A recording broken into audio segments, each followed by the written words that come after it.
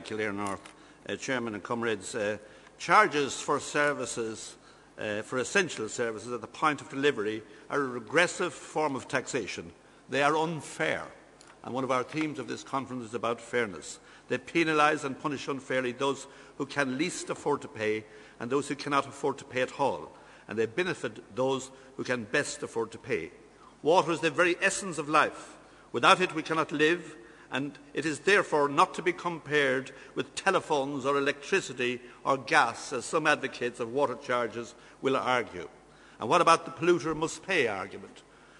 Well, as an animal of the human species, I must drink water to live, and that does not make me a polluter. I just reject that argument, that I'm automatically, because I live, I'm a polluter.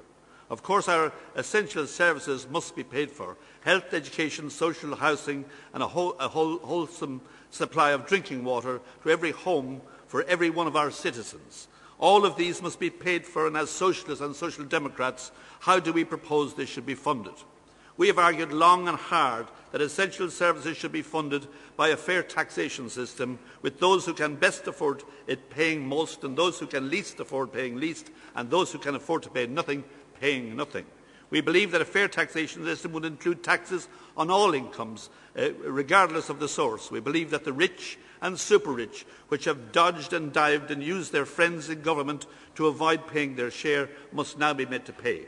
We believe that those who hide their wealth in property and offshore accounts must now be made to pay by the introduction of a realistic and effective wealth tax.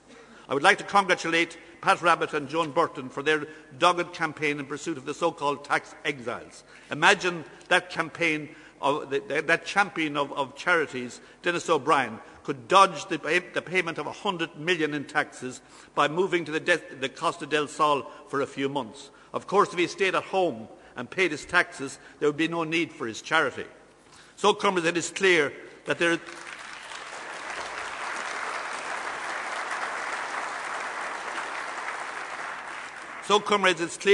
is no need to introduce regressive taxes for essential services. They simply are unfair.